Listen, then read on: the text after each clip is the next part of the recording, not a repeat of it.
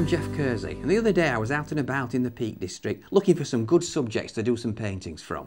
I took along my sketchbook and camera to make sure I got plenty of information, and now I'm back in the studio and ready to start on this painting of the path below Millstone Edge. I've drawn it out onto a piece of stretched, rough watercolour paper. I've masked out a few areas and I'm ready to start to mix some of the colours for the sky. I've got the large number 16 brush, plenty of water on it, and I'm going to start by picking up some cobalt blue. Not too strong, remember this is the sky, so it's more or less a light backdrop to the scene.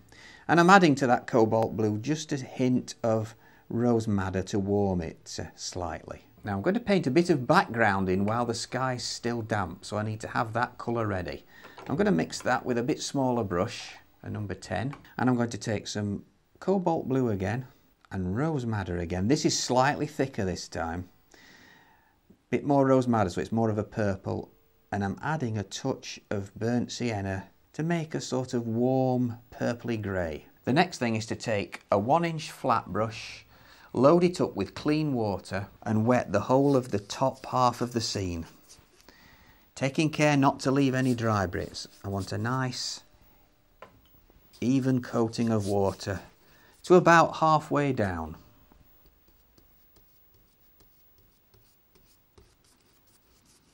As soon as I've done that, I'm picking up the number 16 brush with the sky colour in and laying that in from the top.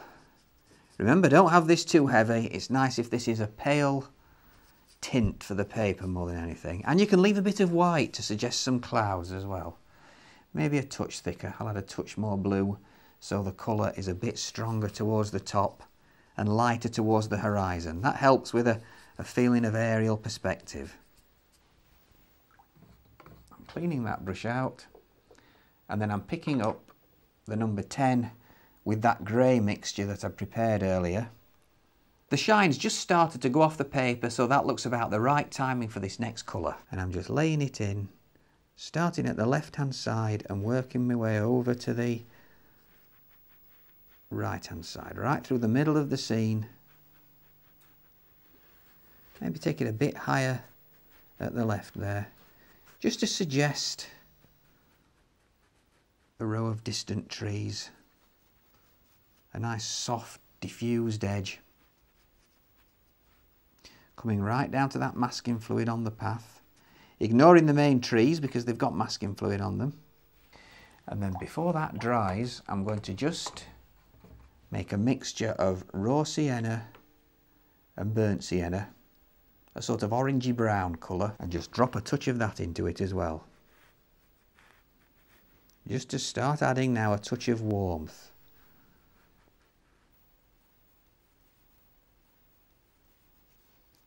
And now we'll leave that to dry. So for the next part of this scene, I'm just going to put a very light wash in to suggest the shapes of the distant trees, and it's a thin mixture of raw sienna and burnt sienna, and with the number 12 brush, using the brush on its side to just catch the texture of the paper, I'm just putting a few shapes in to represent the tops of the trees. You need to have a light touch with this because you've got to still see the sky through the gaps. This is where you're glad you've got rough paper, because it really does help this hit and miss effect. Just catching the surface of the paper with the side of the brush. Now I'm going to mix some colours for the middle distance. I think some more of that raw sienna and burnt sienna, because there's a nice orangey brown to this winter bracken. We can now introduce a hint of green as well, so I'm going to take some Oriolin and a touch of cobalt blue to make a nice bright green. I'm going to calm that green down with a little touch of raw sienna. And then I want burnt sienna, and I'm just going to darken that and calm it down with some cobalt blue. Almost makes a sort of chocolatey brown, that. So picking up the number 16 brush again, we'll start with the light wash of raw sienna and burnt sienna across the middle distance. I don't have to worry about painting around the shapes of these millstones, because that's the whole idea of adding the masking fluid. And as I bring that down behind them, let's put a touch of green in.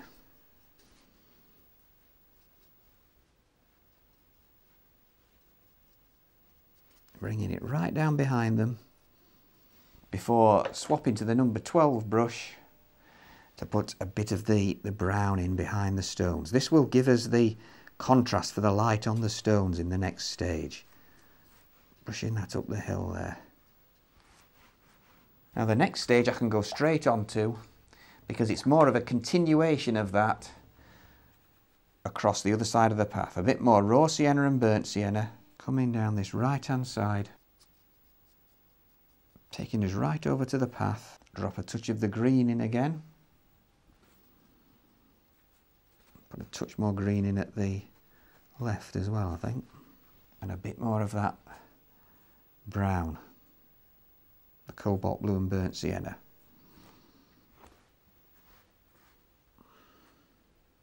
And now we'll leave that to dry. So now that the paper's completely dry, I've removed the masking fluid from the trees in the middle distance, but just before I paint those in, I'm going to get a thin wash of cobalt blue and burnt sienna and put in some more distant trees using the liner writer brush. I'm watering down the colour a bit. And these I'm going to treat them quite simply because they're back in the distance. Quite thin lines, just working them up into that shape I put in earlier on with the thin wash. It's important not to over detail these, because remember these are in the background. I often find with trees like this a rapid stroke of the brush is more effective than if you're too careful. Somehow the branches and twigs look more natural. More of the same sort of thing over at the right hand side.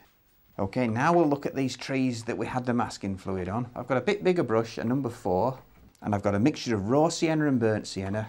And now I want quite a dark brown. And I'm going to take quite a thick mixture of burnt sienna and ultramarine. This will give me a rich dark brown. Make sure the brush is really clean. And then I'm picking up the raw sienna and burnt sienna and running that up the tree trunk where I've had the masking fluid, and then straight away coming in with the dark colour. The light's coming from the right, so I'm putting the dark colour onto the left of the tree trunk.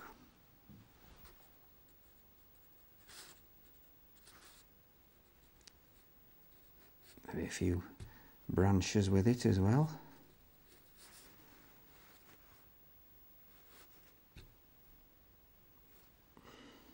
And really now I need to just carry on and repeat that process over all these trees that had the masking fluid on them.